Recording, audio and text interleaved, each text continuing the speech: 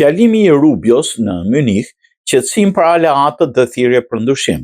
Fjalimi i sekretarit amerikan të shtetit, Marco Rubio, është më shumë se sa një paraqitje e zakonshme diplomatike, ishte një përpjekje e qartë për të riformatuar narrativën e marrëdhënieve transatlantike në një moment pa sigurie, në një klim të ndjeshme politike, nën presidencën e Donald Trump dhe pas toneve më konfrontuese që kishin karakterizuar paraqitjet e mëparshme amerikane, përfshirë dhe atë të J.D. Vance, Rubio zgjodhi një qasje më të balancuar për mbajtjen e fortë, por e paketuar me një gjuhë përfshirëse dhe respektuese.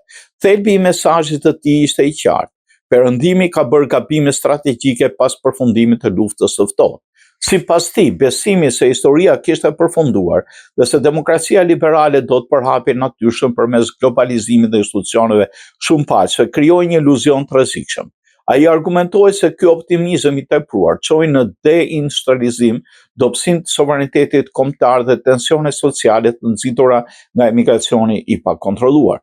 Megjithatë, ndryshe nga retorika përçarëse që shpesh i atribuohet krahut populist politikës amerikane, Rubio nuk e vendosi fajin vetëm mbi Evropën. Përkundërse, ai theksoi se këto ishin gabimet përbashkëta të perëndimit. Një nga pikat më të ndjeshme ishte migracioni. Rubio paraqiti kontrollin e kufive jo si një akt izolacionizmi, por si një shprehje legjitime e sovranitetit kombëtar amerikan. Ky është një argument që rezonon në segmentet të gjëra të elektoratit në SBA, ashtu edhe në shumë vende evropiane ku debatet për identitetin, integrimin dhe sigurinë janë bërë gjithnjë më të mprehta. Po ashtu kritikat e tij ndaj politikave të gjelbra, të cilët i cilësoi si ideologjikisht të ngurta dhe ekonomikisht të dëmshme, prekin një debat të hapur brenda dhe vetë Evropës mbi balancën mes tranzicionit energjetik dhe konkurrueshmërisë industriale. Në planin gjeopolitik, Rubio mbajti një linjë kujdesshme por të vendosur. Ai riafirmoi mbështetjen për Ukrainën duke theksuar se sanksionet dhe ndihma ushtarake do të vazhdojnë ndërsa paremëroi se negociatat me Moskën do të testohen për seriozitet.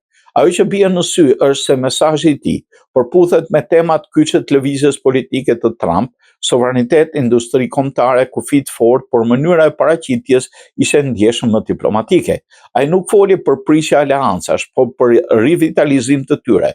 Nuk paremëroi për braktisje, por për reforma. Kjo diferencë në ton mund të jetë vendimtare për ruajtjen e unitetit transatlantik në një kohë sfidash të shumta.